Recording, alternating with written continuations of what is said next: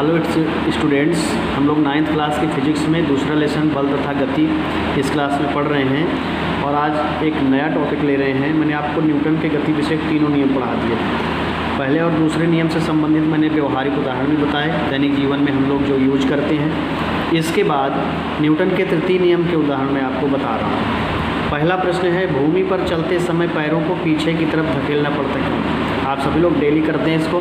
जब हम लोग ज़मीन पर चलते हैं तो पैर हमारे आगे बढ़ते हैं और पीछे की ज़मीन छूटती चली जाती है। इसका रीज़न क्या है? जब हम किसी ठोस भूमि पर चलते हैं तो हम पैरों के द्वारा भूमि को पीछे की ओर धकेलते हैं तथा भूमि भी प्रतिक्रिया के रूप में हमारे पैरों पर आगे की ओर उतना ही बल लगाती है, जिसके कारण हम आगे की ओर बढ़ जाते हैं। तो तीसरा नियम जो है वो क्रिया प्रतिक्रिया का नियम है। कोई जिस वस्तु का पर हम जितना बल लगाएंगे वो विपरीत दिशा में उतनी ही प्रतिक्रिया बल लगाएंगे। इसी से दूसरा प्रश्न लेते हैं।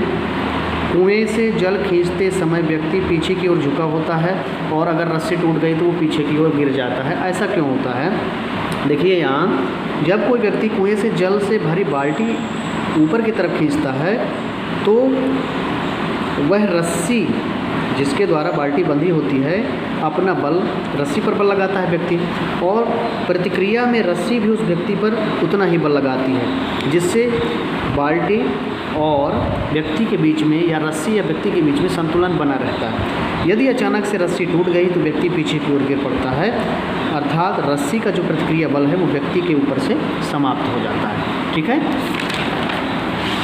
इसके बाद अगला प्रश्न है बेटा, बंदूक से गोली चलाने पर बंदूक पीछे की ओर हट जाती है, क्यों? आप लोगों में से हो सकता है किसी ने बंदूक चलाई हो। तो जब बंदूक से गोली निकलती है तो बंदूक पीछे की तरफ धक्का देती है। इसका रीज़न क्या है? ये भी क्रिया प्रतिक्रिया के नियम पर आधारित है। जब बंदूक से गोली चलती है तो उसमें भरी बारूद गैस में परिवर्तित हो जाती है। इसी कारण गोली तीव्र गति से बंदूक से बाहर निकलती है। यह गोली बंदूक पर प्रतिक्रिया बल विपरीत दिशा में लगाती है, जिससे बंदूक पीछे की ओर हट जाती है।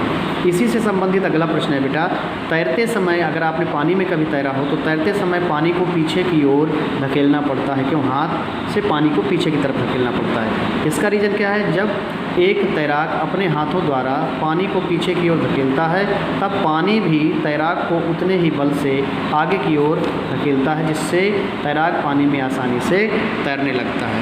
Thank you so much.